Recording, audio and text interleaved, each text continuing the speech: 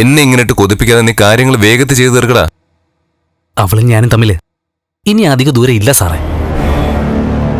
എത്രയും പെട്ടെന്ന് സാർ ആഗ്രഹിച്ചതുപോലെയൊക്കെ നടക്കും.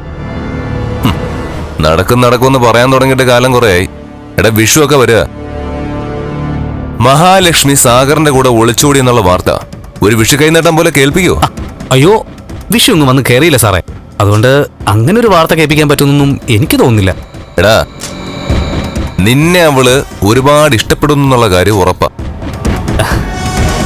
അങ്ങനെ നമ്മൾ ചിന്തിക്കുമ്പോഴും അവളെക്കുറിച്ച് ഞാൻ പറഞ്ഞതൊക്കെ നിന്റെ മനസ്സിലുണ്ടാവണം. എടാ സാഗറെ, അവളൊരു സാധാരണക്കാരിയായ പെൺകുട്ടിയൊന്നും അല്ല. പെട്ടെന്നൊന്നും ഒരാണിന്റെ മുമ്പിൽ കീഴടങ്ങി കൊടുക്കുന്നവളും അല്ല.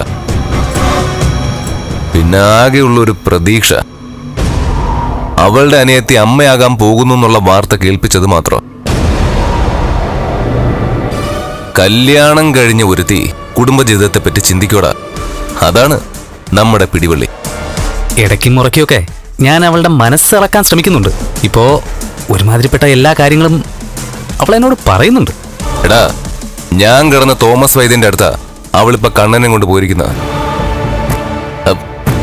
അങ്ങേരാണെങ്കിൽ ആയുർവേദത്തില് സർവജ്ഞ പീഠം കയറിയ ആളാ. കുടുംബങ്ങളിൽ കൂട്ടുകൂടിയ 10 വർഷങ്ങൾ.